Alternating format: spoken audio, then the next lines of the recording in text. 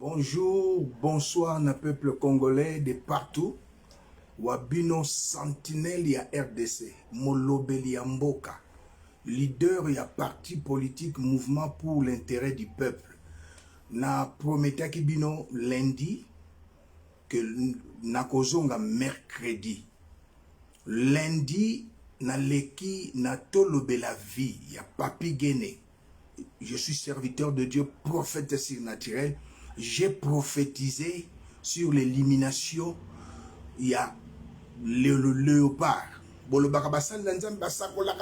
Na prophétisé sur léopard à Okende Coupe du Monde pays sous occupation rwandaise. Tolanda prophétie. Tolanda prophétie.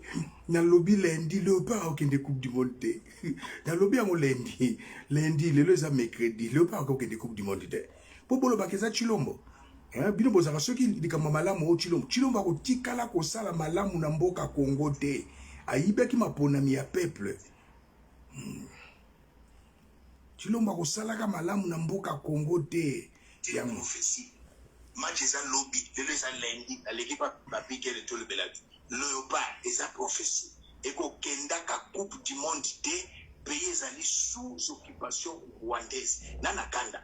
Deuxième prophétie, Batoubakanisa qui guerre ya Ukraine na ya Russie c'est la troisième guerre mondiale. Baïbi kosala ba lecture prophétique te. Na eboloba na peuple, na communauté tant nationale qu'internationale.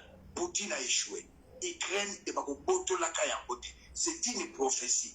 Troisième prophétie, na lobaki na janvier la chaîne na. O pasteur Roland alinga sala ba récupération lokuta. Na lobaki na janvier la chaîne na Félix Tanga Daniel chapitre 5 verset 25 à 28 compter, peser et diviser. Félix na 2023 na zo monete et sa prophétie. Tala ndekonanga avant de démarrer. Ce sont les trois prophéties na pesi lundi. Mardi, léopard éliminé. On reconnaît un prophète quand il prédit et sa prédiction s'accomplit. Ce qui léopard a gagnaka, tous les petits belé balinga ki bosala makele le boko tisango na bilana ye. Pourtant ba les a loisir boko tisango na bilana yete. 48 ans après, le lobo kangi minoko. Nazo sekabino. Ba soi-disant prophète, ba soi-disant pasteur, ba fanakwiti. Léopard éliminé, le pays est sous occupation rwandaise. Nous devons d'abord libérer le pays, puis aller en Coupe d'Afrique et toquer la Coupe du Monde. Coupe d'Afrique des Nations où tu connais 24 équipes, Léopard Azalak Nakatite, Félix Azali malédiction, il y a RDC. Son père, Etienne Tshisekedi Moulumba, a tikala ko sepela na mwana wanate. Félix Chilombo asalaka eloko ba bengi na biso ba luba sacrilège. Félix abota na mwana ya papa leki na ye ba bota mwana. C'est un sacrilège. Félix est la malédiction du pays. Boko leba yo linganga to landanga po na didi po ebaki na bimisaka ba révélation. Donc na lobaki lundi on reconnaît un prophète. Quand il prédit, sa prédiction s'accomplit. Pasteur Moko Muluba, na monga fula, à la kisi église, à l'objet je suis pasteur. Église nanga yango, yabaluba. Et Léopard a gagné 3-0. Léopard a poli. Bobengisi na match aller, ce monsieur de Edingwe a ventiré le ministre sport. Edingo le bible gagné des 1 a gagné des. Edingo c'était un aventurier. Edingo c'était un comédien. Alors vous confiez au magicien, vous confiez au chef coutumier au lieu de consulter l'Éternel à travers ses oins. Si à Kinshasa, ces jeunes pasteurs, mais il y a des serviteurs de Dieu comme moi, je n'ai jamais souillé mon lit conjugal. Banana bala na sale kobote, na lobaka yango. Ton pasteur ne peut jamais le dire parce qu'on n'a pas preuve que pasteur n'a pas le kobo. Je vis dans la chasteté. 25 ans de mariage, je n'ai jamais souillé mon lit conjugal. Moi, si nangai atikali na Johannesburg, ayebaki ba téléphone nanga nyonso mibale ba mot de passe ba compte bancaire. Alors ce n'est pas ça, mais Léopard a ko gagné kate tant que Tshilombo azali wana. Ukraine bako tikala ko botola yango te, je suis un prophète. 2025 na pesi prophétie na janvier Roland Dalo église la borne prophète azalakate bazaka na ba pasteur alinga sa la récupération. Mais je suis désolé. Alors le lundi peuple congolais, bozo sepela na Kinshasa bamu dibu bachi belebele bozo le baké. Non, Léopard, c'est une grande distraction. Le pays est en guerre. Et vous voulez dire, le Léopard a gagné. J'ai maudit le Léopard. Et Félix est sous la malédiction de son père. Et est sous la malédiction de la parole que j'ai prononcée. Félix, je l'ai maudit. Bible Lobby, nous avons le pouvoir de maudire et nous avons le pouvoir de bénir. Félix Tshilombo est sous la malédiction parce que c'est un usurpateur. Il y a pouvoir, il y a peuple. Et souvenez-vous, peuple congolais, à Genève, qu'est-ce que Félix avait dit? Les changements, c'est Martin Fayulu. Martin Fayulu Azalaki, candidat numéro 4. Je suis un prophète. Dieu, notre Dieu, il est chiffré, il est numérique. Le chiffre 4 symbolise les changements.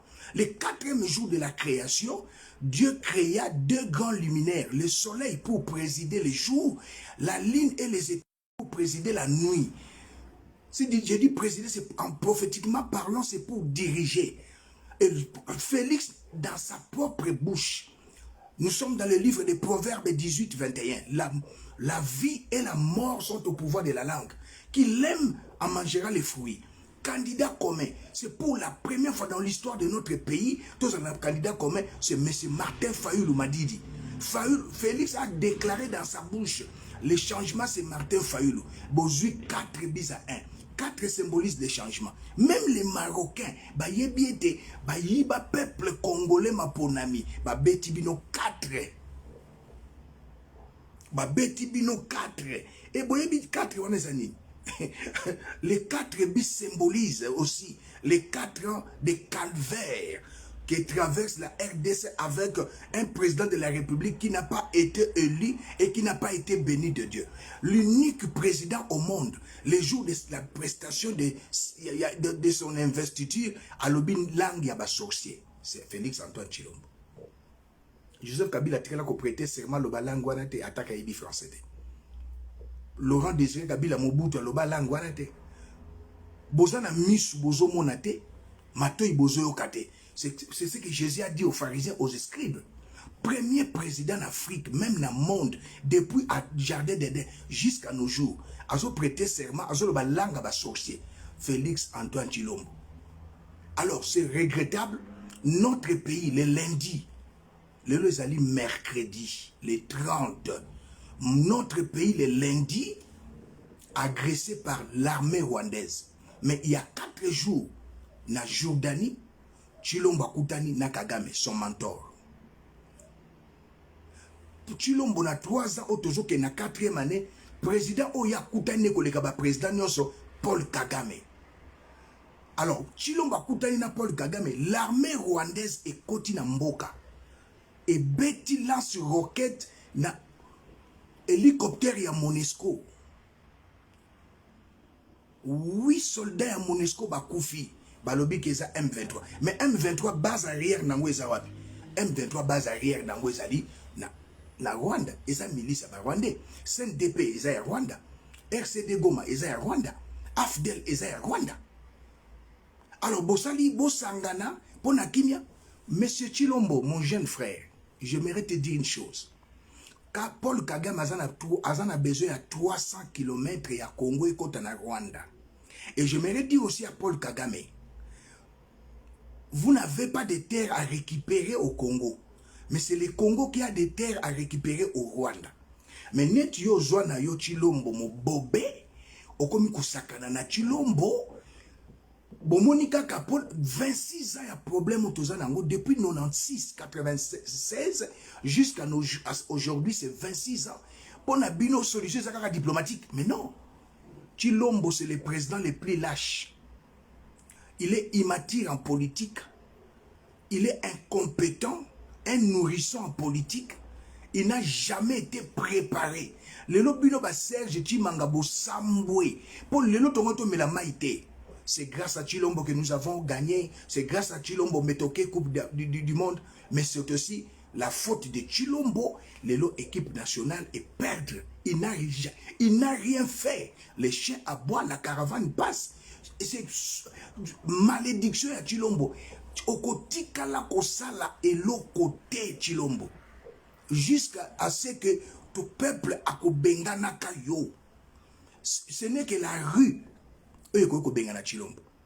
À ma qualité de la sentinelle de la RDC, président du parti politique Mouvement pour l'intérêt du peuple, je déclare aujourd'hui, Tshilombo n'est plus président de la RDC. Pour la haute trahison, il est complice des massacres de l'Est. État de siège a connu plus de 5000 morts, plus de 1 million de déplacés. Donc Tshilombo, Lelonga na lobi na yo, ozali sous présidenté. Tu ne peux plus engager la RDC. Et je demande au peuple congolais, talaba ukrainien, ba jeune ukrainien de 18 ans, ba papa 60 ans, bazo défendre Mboka na bango contre l'une des 3 grandes puissances du monde, la Russie. Poutine, nazo yebisaye, boye bisaye na loba na lingala, akotika la kozwa Ukraine te. Ukraine akotika la kozwa la sous-occupation russe te. Na déclaré pe na décrété ango na kombo na Yesu. Je suis un prophète surnaturel. On reconnaît un prophète quand il prophétise et sa prophétie s'accomplit. Lundi na l'équipe et pas l'équipe nangai tolobe la vie. Na l'équipe lundi na l'exibino na outu l'axabino vidéo. C'est regrettable. Je suis un prophète surnaturel. Na terre na stade de Martyrs en 2009. Na lobi mboule ko betate. Botala ka on a ba image. Le 29, le 30, le 31. Mboule ko beta kaka le premier na minuit. 4 jours mboule betate. 2010 na janvier na lobi éclipse ko zalate. Moi na sanze ko kutalate et salamate. C'est pas aujourd'hui. Je suis le prophète des années 80 jusqu'aujourd'hui. Tshilombo okotika la kosala ke lo côté tu es maudit au nom de Jésus. Le programme de 145 territoires et Kosimbakate au nom de Jésus. Vous savez quoi, peuple congolais? Tshilombo a été nommé président parce qu'il n'a pas été élu. C'était Martin Fayulu. Première chose à ça là, mbongo ya kuti na ya l'État. Tshilombo a volé 700 millions. Les Américains ont remarqué que code SWIFT, ce qu'on a pays, on a pays, et c'est un code SWIFT. Les Américains ont gagné. Joseph Kabila, Joseph Kabila, Mbalebele na Oya, qui est pas la Kingakata, mais c'est pas possible. Une semaine, nous avons 700 millions. Et pour couvrir ça, il y a un programme il y a 100 jours, il y a un caméra et touche, il y a une maison préfabriquée. Mais non. Programme à 100 jours, Mbongo et Bimé, ça dit 480 millions. Mbongo na maman na ye, Christian, bandeko na ye, na ba camarade ne balia. Na actuel ministre Nicolas Kazadi, oyaza ministre ya finance, c'était lui le coordonnateur. Il y a programme à 100 jours. Batika la kobengi ça a été. Mais à l'aide que on a nazolo banabino, na parlement bazo destituer ministre économie, mais non. Le grand voleur. Parce qu'il n'est pas Moulouba. Chez Tshilombo, c'est comme ça. Président Seni, Moulouba.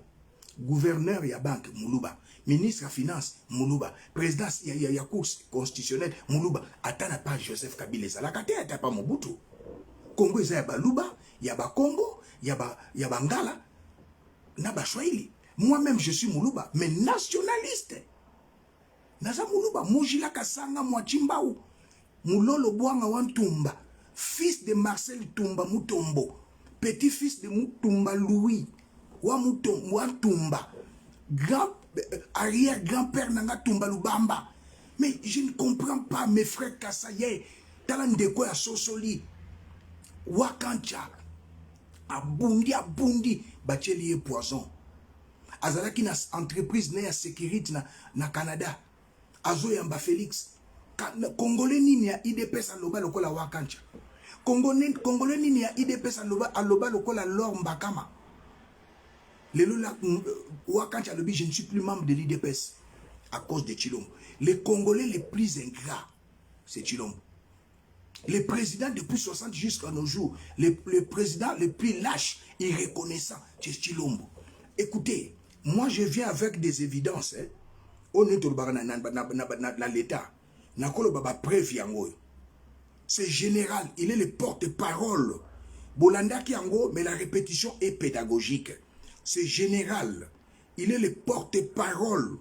Il y a FARDC, à lobby clair. Les de la République démocratique du Congo portent à la connaissance de l'opinion tant nationale qu'internationale que dans la nuit du 27 au 28 mars 2022, le M23, soutenu par les forces de défense du Rwanda, les RDF, a mené des incursions et attaqué les positions des FARDC, des Tchanzu et Runyonyi dans les territoires des Rutshuru.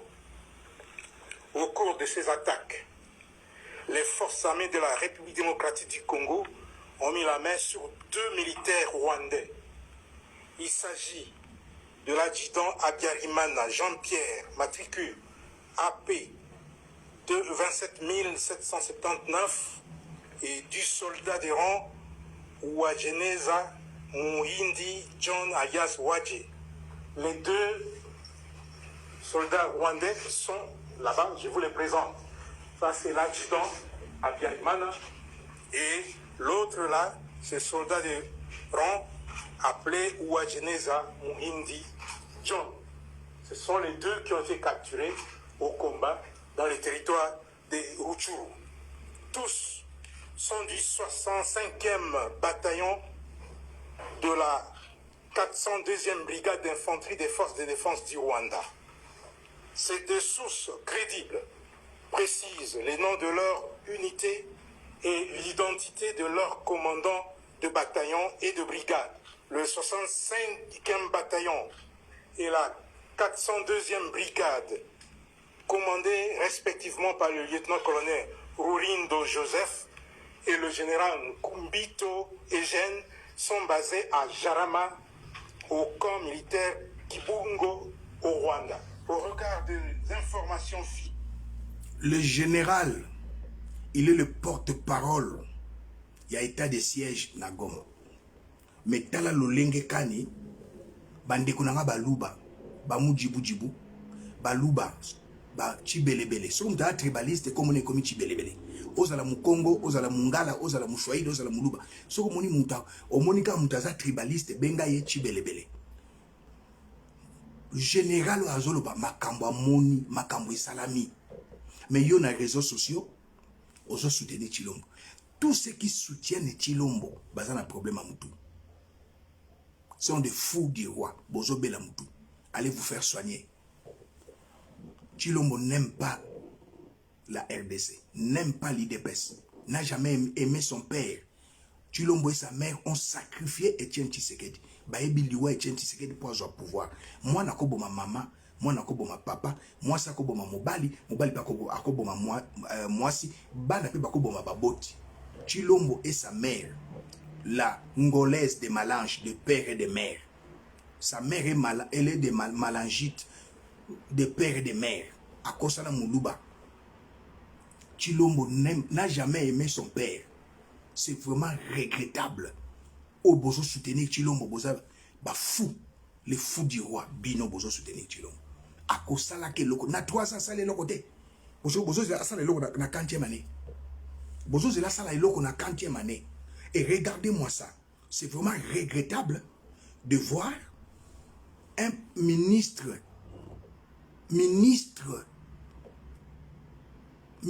à Congo, porte-parole, ministre à communication, azolo batro kende na yango na voie diplomatique. Mais non, 26 ans, le problème est toujours là. Nazo défier yo Tshilombo. Et si na destitué yo. Sokoza mobali, zongisa ambassadeur ya Rwanda na mboka na bango. Sokoza mobali, kanga frontière, kata relation diplomatique. 3 choses. Sokoza penda président. Heureusement que j'étais destitué. La place là est vacante. Je demande au peuple congolais, aux jeunes, aux papas, aux vieillards, de prendre les armes blanches. Ce n'est que la rue qui va mettre fin à Tshilombo. L'armée, je vous ai invité de mettre Tshilombo beaucoup quitté. Maintenant, c'est la rue. À Kinshasa, nous sommes 15 millions d'habitants. Ce que vous bimi 2 millions. Naba armes blanches. Bobimi naba nzete. Bobima naba milangi, boche ba pétrole, boche ba essence. Un peuple se libère. Vous devez vous prendre en charge. C'est moi qui suis votre leader. Je viens de vous donner le mot, le mot d'ordre. Prophète surnaturel. Kimbawa bunda pona mboka. Desmond Tutu bunda pona apartheid. Pasteur. Na États-Unis à bunda pona racisme. Martin Luther King. Les hommes de Dieu babunda. David était qui? David qui a tué Goliath. Après il était devenu qui? L'homme de Dieu peut faire la politique. David était qui? Je suis un prophète. Je donne mon d'ordre. Il a destitué Tshilombo. Il n'est plus président. Il ne peut plus engager la République. Pour quel mot? Il a destitué pour la haute trahison. Il est complice des massacres de l'Est. Tshilombo est complice. Si réellement le but cause complicité, le ban ambassadeur à Rwanda zonga na mboka na bango. Suspendre activité commerciale à Rwanda Air. Kanga ba frontière au kusala yangote parce que toi Tshilombo, ton mentor c'est Paul Kagame. Alors peuple congolais, bozo ba nzete, bozo ba flèche, bozo ba ipasola, bozo milangi boche ba pétrole, direction Kingakati, bokanga Tshilombo, bokanga la voie d'Isaïr, bokanga palais du peuple, bokanga aéroport, to vanda to solo la toke na transition. Peut-être top ça la élection. Ce n'est que la rue qui peut libérer les Congo. Pe bino botoza na ba Nord Kivu, bino botoza na ba Sud Kivu, bokota na Rwanda. Je donne l'ordre congolais, bakota na Rwanda. Nous allons faire du Rwanda le 12e province de la RDC. Nous n'avons pas 26 provinces, nous avons seulement 11. Bandeko nanga ya Nord Kivu, Sud Kivu, bozongi sabitumbe sike wuti. Na 2013 na lobaki de la guerre sainte. Maintenant, retour à l'expéditeur. Peuple congolais bokota na Rwanda. Bokanga Paul Kagame. Bokanga Paul Kagame. Rwanda est comme 12e province. Avec Tshilombo et l'autre Kosalama Ezate. Sa tête est remplie, il y a vol, remplie d'impudicité, d'adultère, il y a Bouzokabana Mike, remplie na Bouzoba. Il n'a pas une tête bien faite comme la mienne. Boyoka un ministre. Batouni Mituna. Moi je viens avec des évidences. Yoka ministre. Mouyaya. Monsieur le ministre, bonjour. Bonjour. Au Nord Kivu, le gouverneur militaire affirme que les rebelles du M23 sont soutenus par l'armée rwandaise et que 2 militaires rwandais ont même été faits prisonniers par vos forces. Mais le gouverneur de la province rwandaise de l'Ouest réplique que l'armée rwandaise n'est en aucune façon impliquée dans les activités belliqueuses au Congo. Alors qu'est-ce qui se passe? Il y a eu une incursion des militaires M23. C'est la deuxième fois. La dernière fois, il y en a eu, c'était en novembre. Et c'est les mêmes méthodes. On connaît plus ou moins la proximité qui a toujours caractérisé ces forces rebelles avec le pays dont vous parlez. Évidemment, si les militaires en parlent, sûrement qu'il y a des éléments de terrain qui peuvent l'attester. Mais aujourd'hui, nous ne voulons pas nous focaliser sur ces choses parce que nous pensons que le temps est venu de construire une relation de paix dans la sous-région. Et depuis l'arrivée du président de la République aux responsabilités, vous avez senti qu'il y a cette volonté d'ouverture avec tous nos pays voisins. Et donc, il y a des mécanismes, il y a des voies diplomatiques qui seront utilisées pour clarifier tout ça. C'est pour vous dire toute la volonté que nous avons d'aller vers plus de paix et vers le développement de la sous-région de Grand Lac. Oui, mais ce lundi, le gouverneur militaire du Nord Kivu a présenté 2 militaires rwandais qui auraient été faits prisonniers avec leur nom, leur grade. Est-ce que ce n'est pas une accusation grave? On va pas aller dans cette rhétorique de militaires pour lequel il y a des mécanismes de vérification qui existent entre les deux pays. Les mécanismes seront activés. Vous avez vu que le président de la République a rencontré le président Kagame il y a quelques jours en Jordanie. Des contacts diplomatiques vont se faire pour que ces choses, si elles s'avèrent, que les choses puissent être clarifiées. Congo a suna posé à contact diplomatique était Mouyaya okozala la prison, tokokangayo okozala la prison. Mouyaya tokokangayo okozala la prison. Depuis 96, 96 jusqu'aujourd'hui, il y a l'insécurité, la guerre à l'Est. L'auteur, il y a génocide, il y a RDC. Paul Kagame, son mentor, il est le mentor de Félix, c'est la haute trahison. Bolandi, Mouyaya a avoué que l'armée rwandaise est côté Mboka. Mais si moi j'étais à la place de Tshilombo, la première des choses, renvoyer ambassadeur Nabango Vincent Mboka. Deuxième des choses, couper les relations diplomatiques. Voilà un homme.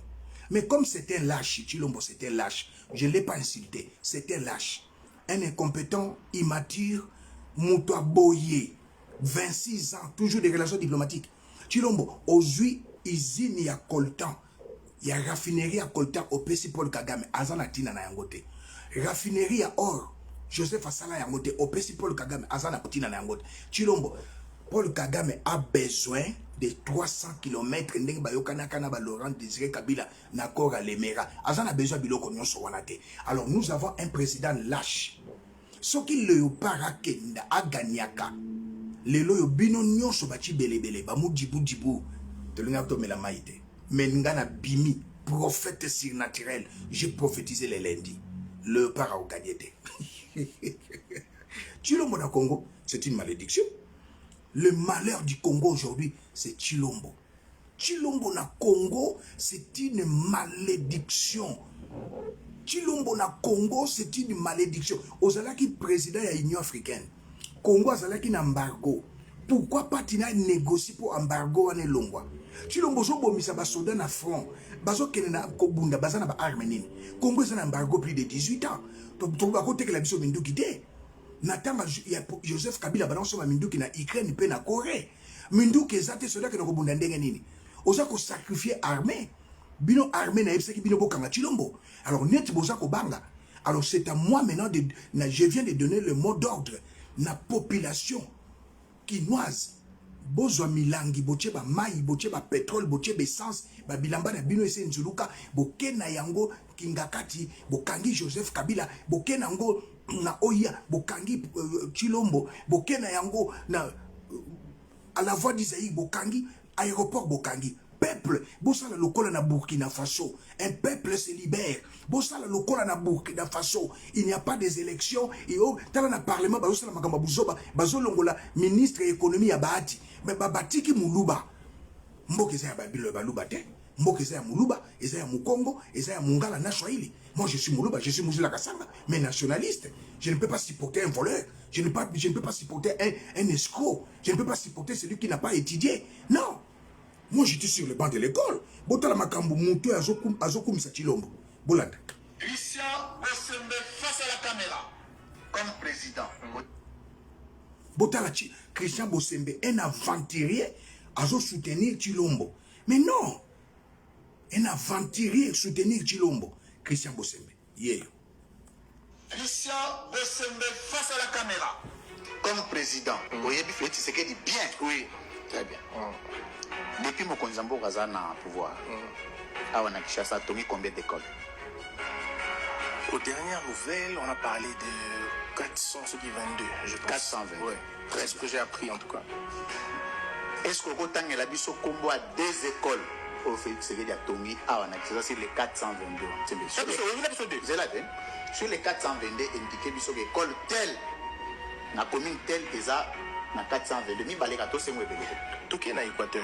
T'es na Kishasa. T'es na qui n'habite. Je sais pas. Moi j'ai la liste. Non, non, lobby na Kishasa. Aucune idée en tout cas. Aucune idée. Aucune idée. Donc aucune école. En tout cas, aucune idée. Pas aucune école, mais aucune idée.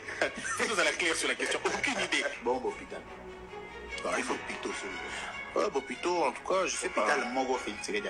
Aucune idée en tout cas. Il faut tout la mise à la santé en tout cas. Aucune idée des athées. En tout cas, aucune idée. Je sais pas s'ils ont construit combien. Christian Bosembe. Dernier titre académique qui a fait Tshisekedi. Dernier. Les années, il pas joué en université. Alors, Tshisekedi Félix, président de la République, Atangi na ICC na Bruxelles. ICC na Bruxelles. Azui communication. C'est qui marketing et communication. Le dernier titre, c'est qui gradua. Donc, je sais que la minute de Tolo Baboué, à la détenteur, il y a diplôme, il y a gradua na ICC na Bruxelles. À la diplômé à Téné Royal, il y a Bruxelles. Tes diplômes d'État. Na Téné Royal de Belgique. On va te montrer une vidéo. Où le président dit qu'il a diplôme d'État à Boboto. Na Boboto. Il est mort. Il a diplôme d'État na boboto. Yo lobi a eu diplôme d'état na Belgique. Mais bon, on dit bah ouais, moko. Il faut on dit bah ouais, moko parce que tata yango. Botala bafana kwiti. Botala bafana kwiti Christian Bosembe. Chilombo atangi na collège Boboto asuki na 5e des humanités. Papa Etienne Tshisekedi atini ba ona poto. Je suis ici à Bruxelles. Institut de carrière commerciale ICC. Option marketing et salakate. Eza école ya seconde chance. Na lobaka on a l'une de mes précédentes émissions na ruta kikuna kotala yango na 1000 Bruxelles, avenue de la Fontaine numéro 4, non loin à gare du Midi. Soki na koko miwa na otali na ngambu, palais du Midi, foire du Midi. Je suis à Bruxelles. Je me suis rendu à cet institut de carrière commerciale. Option marketing et salakate. Azana faux et usage de faux. Moutasali la qui diplôme moi nezali lolo yaba. Azana prison. Chilombo c'est un fausseur. Faux et usage de faux c'est une infraction. Chilombo c'est un aventurier. Il est malade. Chilombo atangate. Azana diplôme universitaire te. Il n'est pas comme Martin Fayulu. Martin Fayulu azali na diplôme. Atangi na Paris 12. Asilisi akena Institut supérieur, il y a gestion Martin Fayulu. Aza universitaire. Token Vital Kamera, Aza universitaire. Token Ndeko, Jean-Pierre Bemba, Aza universitaire. Moïse Katumbi, Asilisi, humanité na Katanga. En exil, Asali gestion d'entreprise. Ayo koza diplôme na yebo tali bino nyonso awa. Aza universitaire. Mais Chilombo atangate. Un fausseur avec un faux diplôme. Institut de carrière commerciale, les alibes école moko ya école ya seconde chance. Et c'est le quoi INPP, Institut national de préparation professionnelle. Et c'est le quoi université. Alors maintenant Moutou a kumisa Chilombo, mais j'aimerais vous dire tala peuple a déjà préparé. Peuple Bobi Mananzela. Vous avez un malade à la tête du pays. Chilombo est venu seulement pour voler. Naloba qui n'est pas prophète et pas yanani papi gene. Vous pouvez imaginer soit comme na mitendi. Boke na mitendi na cimetière botala mopanzi botali mopanzi azotonga kingakati na ye. Copier coller. Chilombo azotonga kingakati na ye. Copier coller. Babandi ya kocha goudron pour la hélicoptère kita. Maman ya Chilombo sur avenue du fleuve. Côté à caché judiciaire, à Sombi Libongo. Maman a Chilombo a Mbongo wapi. Avant Etienne Tshisekedi combien des années? Plusieurs années. Aucune boutique. Maman a Chilombo Marthe. Azotonga Libongo. A Sombi on a 16 millions. Denise, oya baneko sokola basi on a poto. Maman ba vieillard. Denise azaki lesbienne. Azobi mana maman moko ya 92 ans. Nita zo sokola na ye. Nzoko ne bazaba lesbienne na maman wana. Maman na bandaki très jeune à l'âge de 12 ans lesbienne. Denise azali bisexuelle. Donc Denise asali ba station essence kombo nango log LOG. Denise azumbongo wapi baeko yiba e bino bovandi. Akel le Kasai alongwe na mbujima ibiloko mati. Mais tiens Tshisekedi bano a nommé président de la République, premier ministre Etienne Tshisekedi biloko ekiti. Mais non, moi je dis la vérité. Jésus a dit vous êtes la lumière. La lumière prophétiquement parlant cela signifie la vérité. Nakoloba kaka vérité. Oya zana ténèbres akolingangate je m'en fous. Jésus a dit ceux qui mokile lingi yo sait que tu n'es pas de Dieu. Jésus a dit ceux qui mokile lingi yo sait que tu n'es pas de Dieu. Bato balingi changement. Bato baza ba nationaliste bakolinganga. Mais bino bachi belebele. Natikala kolia mbwate. Naza kasaye natikala kolia mbwate. Mbwa ebebisa baluba. Omoni chile Félix na bomwana mama na lambela ye mbwa balebele. Balubo baliaka bambwa bozolia bambwa ebebisa bino mitu. Le fou du roi. Nga banana botama natikala kolia mbwate. Natikala kolia mbwate. Ya omoni mutu na nge bebate. Mutu na nga une tête bien faite. Licencié en criminologie. N'a eu diplôme d'état dans l'institut de Yolo, n'a venu Macaire, n'a Yolo Sud. Et c'est que n'a eu diplôme d'état. Kende Kotuna na Yolo Sud, n'a venu Macaire, n'a eu diplôme d'état, n'a venu Macaire, n'a Yolo Sud. L'institut de Yolo. licencié en criminologie. Je ne suis pas comme Tchilombo, je suis universitaire. Peuple congolais, Bobi Mananzela, ce n'est que la rue qui mettra fin na pouvoir et occupation. Ce n'est que la rue où Yekosala qui Bengani Tshilombo. Joseph Kabila, dans Mazalaki, président occupation, Azui général Obed, Rwandais tout de père et de mère, Azo dirigeait les deux Kasaï, général Obed. Commandant adjoint, c'était ce monsieur de colonel John Chibam. Mais Tshilombo a nommé président sur la recommandation de Paul Kagame. Azui Obed a été chef d'état-major chargé des opérations. Donc tout ce qui se passe à l'est, basoda bazokoufa, population bazokoufa, et ça n'a moutou à Tshilombo. Quand Joseph Kabila Azalaki président, 10 millions de morts, Joseph Kabila a bomissi. Mais aujourd'hui, ceux qui meurent à l'est, c'est Tshilombo. Obed, chef d'état-major, Rwandais Touti, nommé chef d'état-major, Joseph ne l'a pas fait. Chef d'état-major, au général Obed, chargé des opérations. Tous ceux qui ont trouvé l'Iwana Est, civil, ont violé, Namoutou à Tshilombo. Je te maudis au nom de Jésus-Christ. Tshilombo, je te maudis au nom de Jésus-Christ. Tshilombo, je te maudis au nom de Jésus-Christ. J'ai prophétisé l'élimination de léopards et Kokisabi. On reconnaît un prophète. Quand il prédit, la chose s'accomplit. Ozana ba pasteur ming bazo le belayo baté en place morte. Ozana ba pasteur, tout ça ba baza ba pasteur, baté en nulle part. Je donne l'exemple au Azali en Afrique du Sud, Pascal Bakole. C'est pas bien que pasteur. En Afrique du Sud, attends, on a en Afrique du Sud. Ghana en Afrique du Sud, en Afrique du Sud. Na moni sika théâtre. À Keïna, Kinshasa, na yo ki samwe sika théâtre. Je suis venu ici à Bruxelles. Maintenant, j'ai coxé 2 semaines. Na yo ki te gatea. Le malheur du Congo, c'est Tshilombo. Il est complice des massacres de l'Est. C'est la haute trahison. Au nom du peuple congolais, je destitue Tshilombo. À la minute que je parle, Tshilombo n'est plus président. Non, il était président nommé, mais il n'est plus président. Sa place est vacante. Tu ne peux plus engager la République. Raison pour laquelle je demande au peuple souverain, Bokanga Tshilombo. Na ba province union so bosala ba manifestation. Peuple na nord Kivu, Sud Kivu, bokota na Rwanda. Bo récupérer Rwanda, bo annexer comme la 12e province. Trop c'est trop. Retour à l'expéditeur. Tshilombo kosaka na peuple congolais. Ozalaki président de l'Union africaine une année. Toujours n'embargo. Olongwe na Kasai biloko mati. On vient de m'appeler hier. Match Siri Bakati Koura. Un président impoli. Un président sans manière. Incompétent. Immature. Non. Tokol ni ma bêtise à boyede. Peuple Telema, direction Kingakati. Direction palais du peuple, direction la voie d'Isaïr, direction aéroport international, Bokanga Tshilombo, Bozwa Milangi, Bochaba pétrole, Bochaba essence, Bokanga Tshilombo, Bokanga mama na ye asombi libongo na 16 millions de dollars à yango wapi. Balimatation log. Il y a Denise Nyakero, abaneko sukola basi mitakalao. Une lesbienne.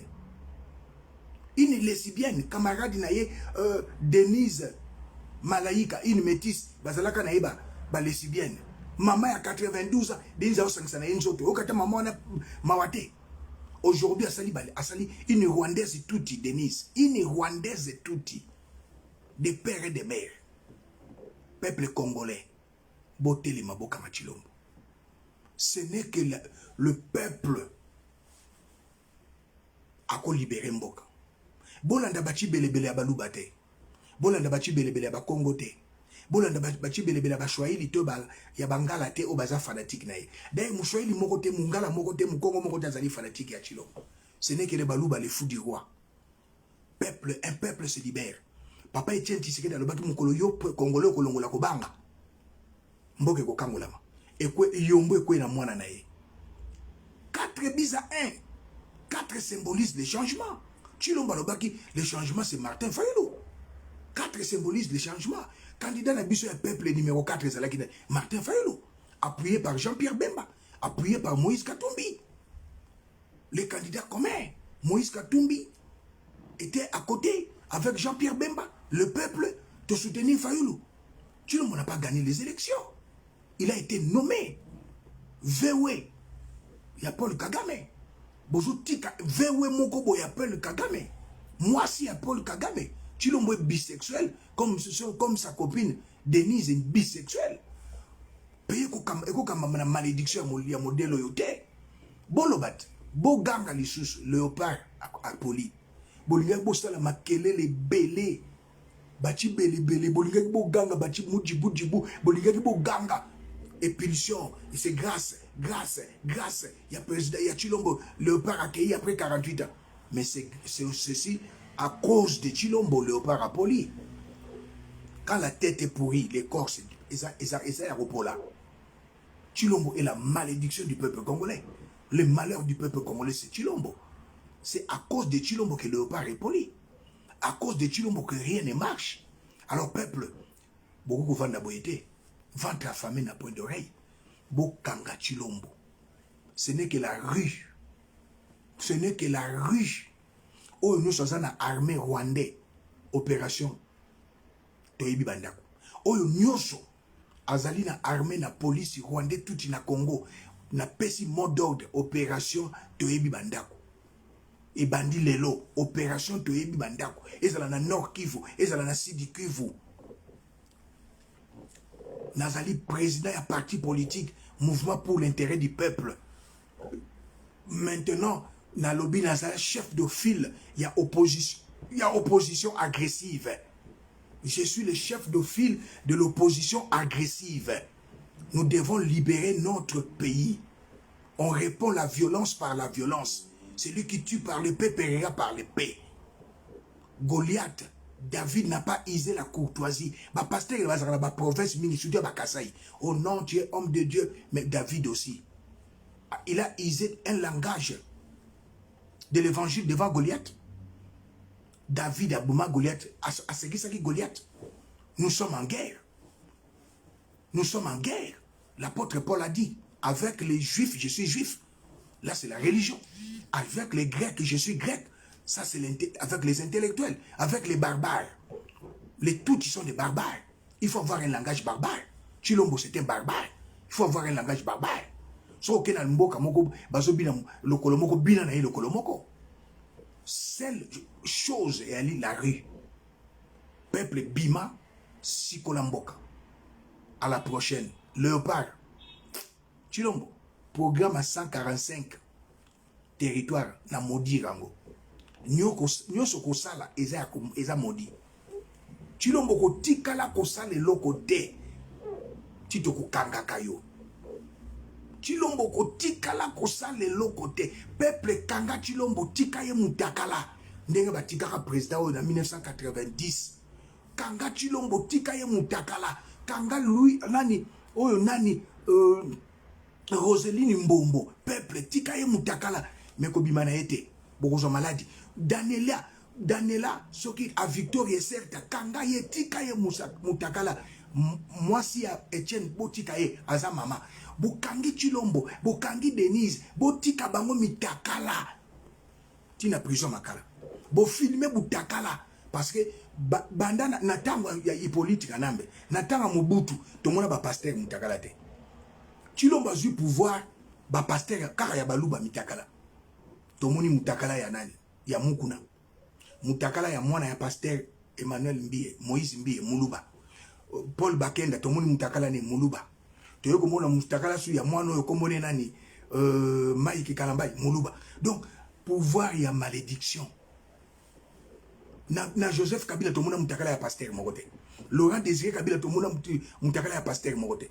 Mukuna kebi na mwana mwaso Chibola akosa ni ezalaki ya solo.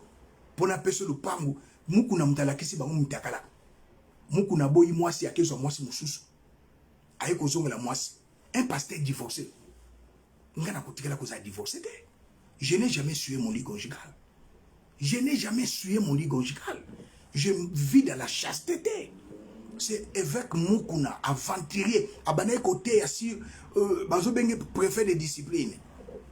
Bakangi a bino bozela kingaza en Afrique du Sud à l'époque, bino aux États-Unis, en Europe, bozobe tele maboko. Mais Mukuna lelo batake Rwanda attaqué boloka mukuna loba un tribaliste makamba mutakale bandi na mukuna amemeli yango Moïse Mbie muluba amemeli yango Paul Bakenda muluba amemeli yango mwana nani mwana comment les petits ici il n'est même pas pasteur il s'est autoproclamé pasteur Kalambai muluba ba mitakala kaya ba pasteur muluba si bomoni pasteur ya mongo mutakala ya pasteur ya mongo mutakala ya pasteur ya mswahili bomoni mutakala ya pasteur pour dire pouvoir ya lisuma pouvoir ya libabé usurpateur ya pouvoir ya peuple. Dieu n'est pas Dieu est juste, il ne laissera jamais les coupables impunis. Chilombo est sous la malédiction de son père et la malédiction de son peuple, responsable de la mort de son père avec sa mère Oya na Malange. Peuple congolais bobima na milangi boche ba pétrole boche ba essence kingakati bokangi Joseph Kabila bokangi na boke kuna na Oya bokangi la voix d'Isaïe bokangi RTNC to vandi to sololi. À la prochaine. C'était Wabino Molobeli ya Mboka, sentinelle ya RDC, prophète surnaturel imbiélisé, leader ya parti politique, mouvement pour l'intérêt du peuple. Ce qui bo gagnaka, hey, to l'engato me rappelle. Na suki ya zena nazo sabino prophétie na betaki lundi. Et pas John Image te mais pas Leki Nangai Papi Gene. J'ai prophétisé lundi, la prophétie s'est accomplie. On reconnaît un prophète quand il prédit la chose s'accomplit. Yango. Na beta qui prophétie lundi ta boko gagner te yombo king yombo papi gene yombo basuki mais tout le monde me la maïs na telemi les prophètes king est dans la ville yangaba moi c'est Manchester lobby zela nazo tchanga point eza distraction boluka ba prophète basakola. Lelo na il a 3 prophéties. Prophétie à Liboso, le père à Okendaka atana ndoto Coupe du Monde. C'est une prophétie. Match est un lobby. Lelo est un lundi. L'équipe a piqué le tout le beladi. Le père est une prophétie. Et qu'Okendaka Coupe du Monde des pays allés sous occupation rwandaise. Nanakanda. Deuxième prophétie. Batubakanisa qui guerre ya Ukraine na ya Russie c'est la 3e guerre mondiale. Baïbi kosala ba lecture prophétique. Naïko lo bana peuple, na communauté tant nationale qu'internationale. Poutine a échoué. Ukraine et bako boto la kaya côté. C'est une prophétie. 3e prophétie. Na lobaki na janvier la chaîne na. O le pasteur Roland a liga ça la récupération l'hôpital. Na lobaki na janvier la chaîne na. Ba Félix Tanga Daniel chapitre 5 verset 25 à 28. Compter, peser et diviser. Félix na 2023 na zo monete. Eza prophétie. On reconnaît un prophète quand il prédit et la chose s'accomplisse. C'était lundi. J'ai prophétisé. Le père a gagné. Bokimi mbangu et pas ya edingwe. Edinga ko ça rappelle ça ba pasteur obanini busori bakisi mais edinga gagné. Je suis un prophète surnaturel. Na kangambula na 2009 abimbule ko betate betite 2010 na lobi éclipse ko zalate ezalite. J'ai des prophéties na kena côté na 2006 na Brazzaville pour terminer. Une femme na l'hôpital na bango na ya CHI. Docteur a ébissé que olingo bota même nazoka mouvement ya mwana te batali ba médecin ba vérifier ba bi mwana kufi na 5 heures du matin bazo ça l'opération. Comme j'habitais non loin ya hôpital ndeko na moi sa bengi abi le prophète king surnaturel est dans la ville. Maman on a kimi l'hôpital ayesika na zalaki portier boy ko kodisa na bimili bana yoki makele nini prophète king surnaturel. Nazaki na zemi à 9 mois. Et comme il a beau une semaine yango. Cette nuit, le médecin, qui des gardes à l'obi moana nangai a koufi. Na tongo ba bimisa moana. Na ebi ke soko lobby. Moana nanga akose. Na simba ina mutu na libomute. Bo te rappelle ba respect ba maman. Na simbi na mutu. Bible vous imposerez les mains aux malades, pas na ventre na mutu. Na bi maman. ton enfant est vivant. Maman accueilli, 9h du matin, moi ça botte. J'ai prié dans une église à Brazzaville, prêché plutôt. J'ai prophétisé. Il y a une femme ici, 10 ans. Elle n'a jamais mis au monde. Mais le Seigneur me dit, le mois prochain, tu auras un enfant. Pour savoir que c'est toi, tu auras besoin de pisser. Maman n'a kimimba m'a qu'à pisser. L'année prochaine, à Boti, à un combo. Maintenant, je prophétise. Tous ceux qui sont atteints de sida, tu es atteint d'épilepsie, tu es atteint de cancer, aux alina ulcères, aux ali paralytiques. Demain, tu vas te réveiller en santé divine. Je le déclare et décrète au nom de Jésus. Je vois des femmes, bakatabino ba trompe. 3, mibali ba boyabino. Allez vous faire examiner demain. Beaucoup de trompe. Je suis un prophète. Dieu confirme la parole de son serviteur que je suis et accomplit ce que je prédis. Ésaïe 44, 26. Je le déclare et décrète au nom de Jésus. Allez vous faire examiner au nom de Jésus. Penazo déclaré. Banda lelo. Tension, il y a chilombe mati. Pe manayo komi mokuse. Obana ko respirer le sous manamute. Pochio chilombo. Na déclaré pe na décrété on a combo na Yesu. Je suis un prophète surnaturel. Oh, nous sommes la maladie. Oh, minganga balobi incurable.